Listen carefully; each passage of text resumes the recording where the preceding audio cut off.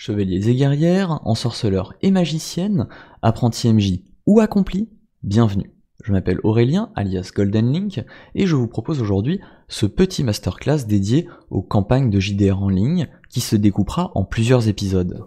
Joueur depuis plus de 15 ans et maître du jeu depuis presque tout autant, j'ai découvert le JDR en ligne il y a environ 5 ans, pour une raison toute simple, l'éloignement de mon groupe de jeu. Je vous propose aujourd'hui, dans ce masterclass, de vous livrer mon expérience et de vous donner quelques trucs et astuces pour gérer vos campagnes en ligne.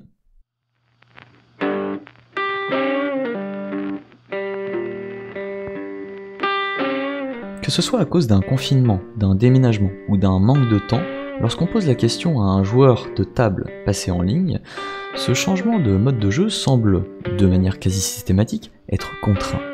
Mais l'est-il vraiment ? Les raisons d'un passage en ligne sont généralement plus nombreuses que cela. Tout d'abord, l'éloignement géographique. Comme ce fut le cas pour moi, certains partent étudier ailleurs ou déménagent simplement dans une autre région.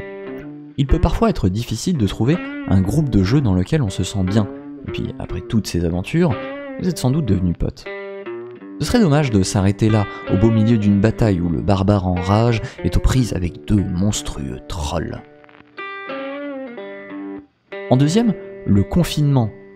Si vous regardez cette vidéo 20 ans après que je la tourne, sachez d'abord que j'en suis flatté. Ensuite, vous aurez peut-être eu la chance d'échapper complètement au phénomène de confinement qu'entraîne une pandémie.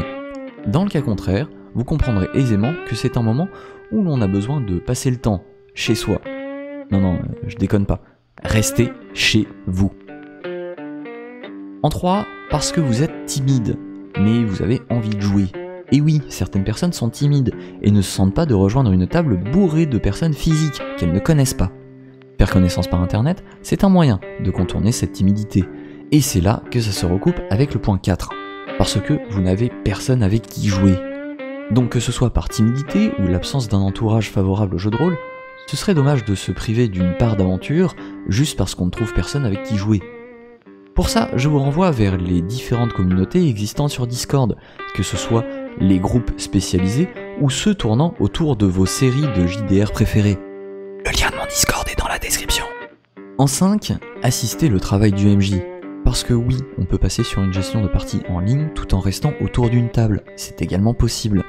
Que ce soit pour simplifier la gestion des feuilles volantes, représenter plus aisément une situation de bataille, augmenter le facteur d'immersion en ajoutant de la musique ou des effets d'ambiance en remplaçant votre vieux lecteur CD tout fatigué, ou bien d'autres choses encore, l'outil informatique est devenu l'allié du MJ moderne.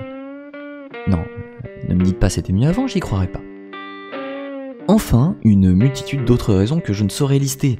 Je vous invite à me dire en commentaire pour quelles raisons vous l'avez fait ou pas fait. Voilà, vous l'aurez compris, les raisons de passer sur un tabletop sont diverses et variées, mais la difficulté vient ensuite dans le choix du dit tabletop. Tout d'abord, qu'est-ce qu'un tabletop ? Bon, littéralement, ça signifie un dessus de table. Et loin d'imaginer une partie de jeu de rôle en pensant en apprendre mamie. Mais essayons d'être moins littéral. Un tabletop, c'est en fait la surface sur laquelle on va jouer. Et là, ça devient un peu plus clair, non ?